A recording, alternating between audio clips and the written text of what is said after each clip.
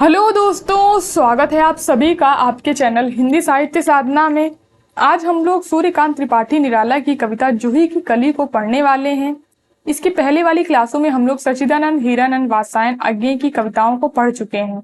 तो अगर आप लोगों ने उन क्लासों को नहीं देखा है तो आप लोग इसी वीडियो के डिस्क्रिप्शन बॉक्स में जाके उन क्लासों को भी देख सकते हैं। जूही की कली कविता का प्रकाशन 1916 ईस्वी में हुआ था और आदर्श पत्रिका में इसका प्रकाशन हुआ था। ये आप लोग याद रखेंगे पत्रिका भी। और इसके साथ साथ एक और पत्रिका में इस कविता का प्रकाशन किया गया था, वो थी मतवाला पत्रिका। तो इन दोनों ही पत्रिकाओं को आप लोग याद रखेंगे। इसके अलावा इस कविता को निराला जी ने सरस्वती में भी छापने के लिए भेजा था, लेकिन वहां पर इसको छापने से मना कर दिया गया था, क्योंकि उस समय सरस्वती पत्रिका के संपादक जो थे वो महावीर प्रसाद द्विवेदी थे। तो उन्होंने इस कविता को श्रृंगारिक कविता कहकर छापने से मना कर दिया था। ये आप लोग याद रखेंगे। ये प्रश्न जो है ये पेपर में पूछा जा सकता है कि निराला जी की किस कविता को सरस्वती में छापने से मना कर दिया गया था। तो जूही की कली कविता को सरस्वती में छापने से मना कर दिया था महावीर प्रसाद द्विवेदी ने। ये जो कविता है ये निराला जी की अनामिका काव्य संग्रह में संकलित है। अनामिका का जो प्रथम संस्करण है उसमें ये कविता संकलित है। इसके अलावा ये इनके परिमल काव्य संग्रह में भी संकलित है। इसका प्रकाशन 1930 ईस्वी में हुआ था। तो इतनी चीजें आप लोग इस कविता के बारे में याद रखेंगे। ये जो कविता है ये एक श्रृंगारिक कविता है। इसमें जो कवि है उन्होंने प्रकृति का मानवीकरण किया है। जूही की कली के खिलने के प्रसंग को मानवीकरण अलंकार के माध्यम से कवि ने व्यक्त किया है। इसमें जो जूही की कली है वो नायिका है, यानी जो जूही की कली है ये नायिका है और पवन जो है वो नायक है। तो ये चीजें आप लोग इसके बारे में याद रखेंगे। अब हम लोग इस कविता को पढ़ना स्टार्ट करते हैं। तो ये कुछ इंपॉर्टेंट चीजें थी जो आप लोगों को इस कविता के बारे में पता होनी चाहिए। विजन वन वल्लरी पर सोती थी सुहाग भरी, स्नेह स्वप्न मग्न अमल कोमल तनु तरुणी जूही की कली। दृग बंद किए शिथिल पत्रांक में वसंती निशा थी, विरह विदुर प्रिया संग छोड़ किसी दूर देश में था पवन जिसे कहते हैं मल्यानिल। तो इन प्रस्तुत पंक्तियों में जो कवि हैं वो जूही की कली को एक नायिका के रूप में प्रस्तुत करते हैं और कहते हैं कि विजन वन वल्लरी पर, यानी विजन यानी कि निर्जन, जहां पर कोई भी ना हो। तो कवि कह रहे हैं कि जो जूही की कली है वो विजन यानी निर्जन, जहां पर कोई भी नहीं है, उस निर्जन वन में अपनी लता पर, उस निर्जन वन में वल्लरी यानी अपनी लता पर या पेड़ के पत्तों पर सोती थी सुहाग भरी स्नेह स्वप्न मग्न। सो रही है वो सुहाग भरी यानी सौभाग्य से भरी हुई या प्रेम से भरी हुई, स्नेह स्वप्न मग्न यानी प्रेम के सुख स्वप्न में मग्न होकर वो सौभाग्य से भरी हुई सो रही है। अमल कोमल तनु तरुणी जूही की कली, अमल यानी मल से रहित, मल से रहित या श्वेत। तो कवि कह रहे हैं कि मल से रहित कोमल, मल से रहित यानी निर्मल और कोमल, तनु यानी कि शरीर वाली। तो मल से रहित या निर्मल और कोमल शरीर वाली तरुणी यानी नवयुवती, नवयुवती जूही की कली। तो कवि कह रहे हैं कि यानी निर्मल और कोमल शरीर वाली नवयुवती जूही की कली जो है वो निर्जन वन में पत्तों के बीच में सौभाग्य से भरी यानी प्रेम से भरी हुई स्नेह सुख स्वप्न में मग्न होकर के सो रही है। दृग बंद किए शिथिल पत्रांक में, दृग यानी कि आंखें।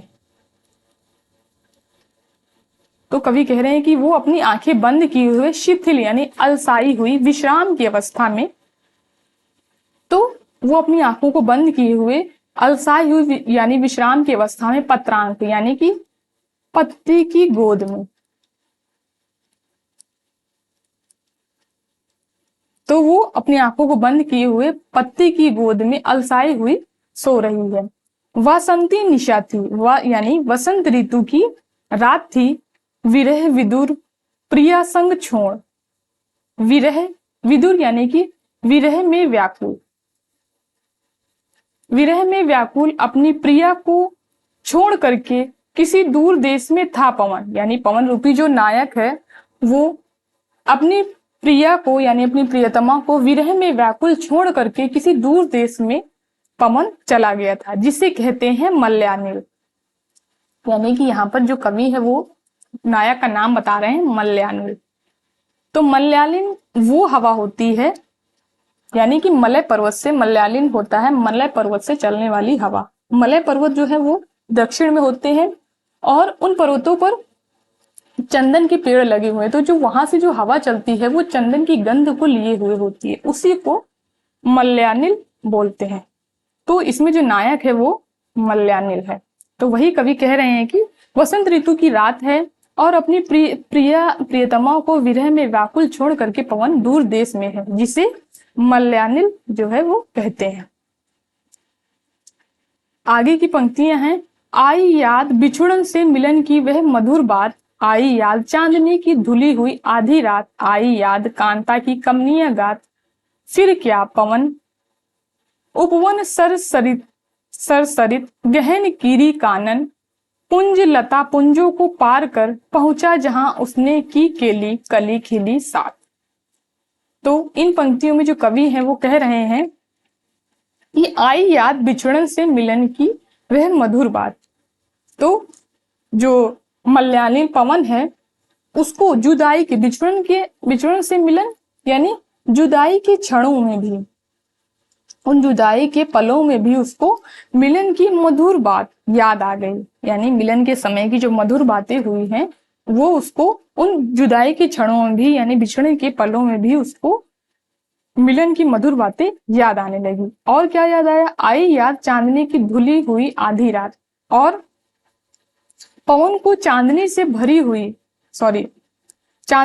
हुई उस आधी रात में हुई की गई बातों की भी सारी बातें जो हैं वो याद आने लगी। आई याद कांता की कमनीय गात, और उसके साथ उसको अपनी प्रियतमा के कोमल शरीर की भी याद आने लगी। फिर क्या, यानी कि जो नायक है उसको बिछड़न के पलों में भी मिलन की मधुर बातों की याद आने लगी, उसके साथ उसको चांदनी रात में अपनी प्रियतमा के साथ की गई सारी बातें याद आने लगी, और अपनी प्रियतमा के कोमल शरीर का उसको स्मरण होने लगा। फिर क्या, फिर क्या हुआ, पवन उपवन सरित गहन गिरी कानन।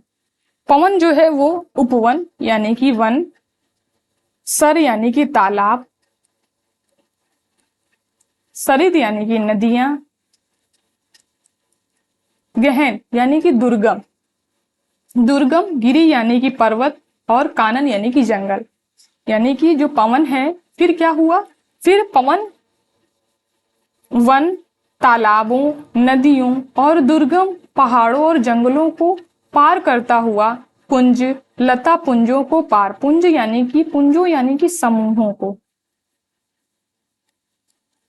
तो कुंजों और लताओं के समूहों को पार करता हुआ पहुंचा जहां उसने की केली। यानी कि जो पवन है वो तालाब यानी वन, तालाब, नदियां और दुर्गम पहाड़ों, जंगलों, कुंजों, लताओं के समूह को पार करता हुआ वो अपनी प्रियतमा यानी कि जूही की कली के पास पहुंचा जहां उसने की केली, यानी वहां पहुंचकर उसने अपनी प्रियतमा के साथ प्रणय क्रीड़ा की। कली खिली साथ, और कली जो है वो साथ खिली। फिर आगे की पंक्तियां हैं, सोती थी जाने कहो कैसे प्रिय आगमन वह, नायक ने चूमे कपोल, डोल उठी वल्लरी की लड़ी जैसे हिंडोल, इस पर भी जागी नहीं चूक क्षमा मांगी नहीं। निद्रालस बंकिम विशाल नेत्र मूंदे रही, कीवा मतवाली थी यौवन की मदिरा पिए कौन कहे, निर्दय उस नायक ने निपट निठुराई की झोंकू की झड़ियों से सुंदर सुकुमार देह सारी झकझोर डाली, मसल दिए गोरे कपोल। चौंक पड़ी युवती, चकित चितवन निज चारों ओर फेर, हेर प्यारे को सीज पास, नम्र मुख हंसी खिली, खेल रंग प्यारे संग।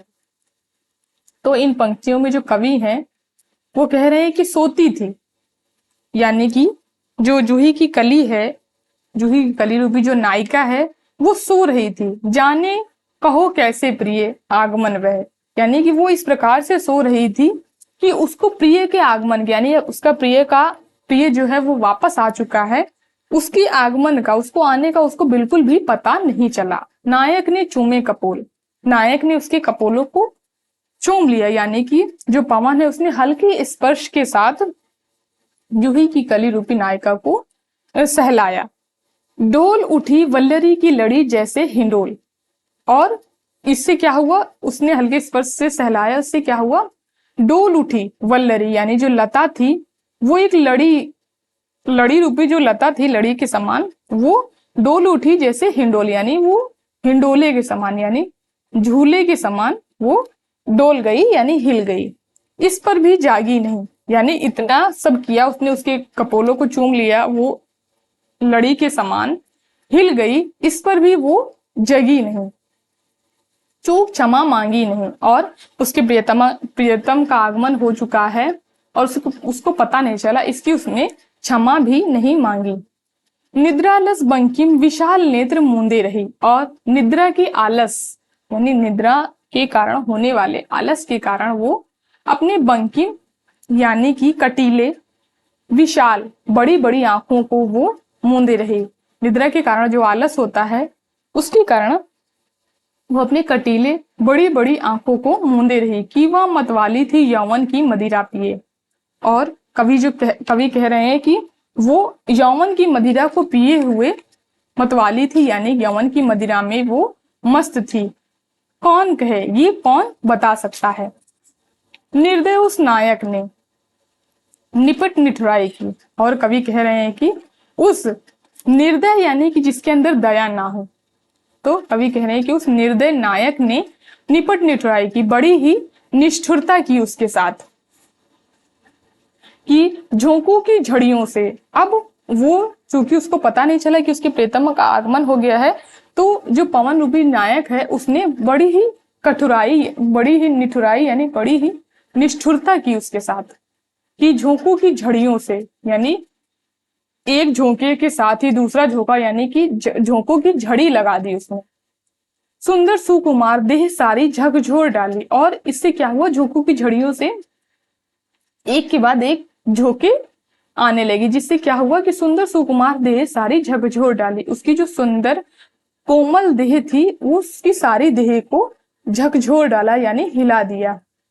मसल दिए गोरे कपोल गोल, और उसके जो गोरे गोल गाल थे उनको मसल दिया। चौंक पड़ी युवती, और उसकी झोंकों की झड़ियों से जो उसकी देह सारी झकझोर गई थी, यानी हिल गई थी, और उसके जो कपोल जो उसने मसल दिए थे उससे वो जो युवती है, जो जूही की कली रूपी जो युवती है वो चौंक पड़ी। चकित चितवन निज चारों ओर फेर, और वो चकित होकर, यानी आश्चर्यचकित होकर के अपने चारों ओर देखने लगी। हेर प्यारे को सेज पास, और अपने प्रियतम को अपने शैया के पास देख करके नम्र मुख हंसी खिली।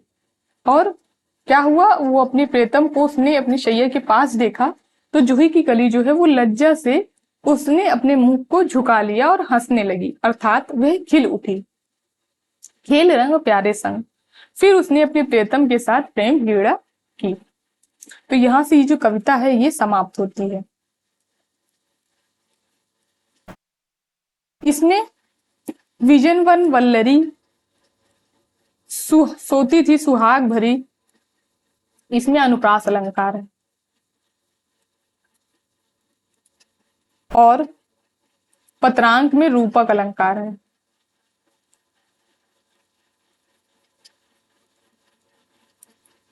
ये आप लोग याद रखेंगे, इस तरीके की चीजें। और इसकी ये जो पंक्तियां हैं ये पूछी जा सकती हैं पेपर में। या क्रम से लगाने के लिए भी आ सकती हैं, तो आप लोग इनको याद रखेंगे। तो ये कविता थी। इसको आप लोग ये जरूर याद रखेंगे कि इसको सरस्वती पत्रिका से वापस कर दिया गया था, क्योंकि ये प्रश्न जो है ये पेपर में पूछा जा सकता है। इसका प्रकाशन वर्ष, ये किस काव्य संग्रह में संकलित है और किस पत्रिका में इसका प्रकाशन हुआ था। तो ये सारी चीजें आप लोग याद रखेंगे। इसमें जो जूही की कली है वो नायिका है और नायक जो है वो मलयानिल है, यानी कि जो पवन है वो नायक है इसका। तो ये सारी चीजें आप लोग इसकी याद रखेंगे। इस कविता को आप लोग मेरे टेलीग्राम चैनल हिंदी साहित्य साधना पर भी जाकर पढ़ सकते हैं। तो अगर आप लोगों ने टेलीग्राम चैनल को ज्वाइन नहीं किया तो आप लोग ज्वाइन कर लीजिएगा, वहां पर सारे पीडीएफ और नोट्स आप लोगों को मिल जाएंगे। तो आप लोग कमेंट करके जरूर बताइएगा कि आप लोगों को ये क्लास कैसी लगी। धन्यवाद दोस्तों इस क्लास को लास्ट तक देखने के लिए। क्लास पसंद आई हो तो लाइक करिए, शेयर करिए एंड हमारे चैनल को सब्सक्राइब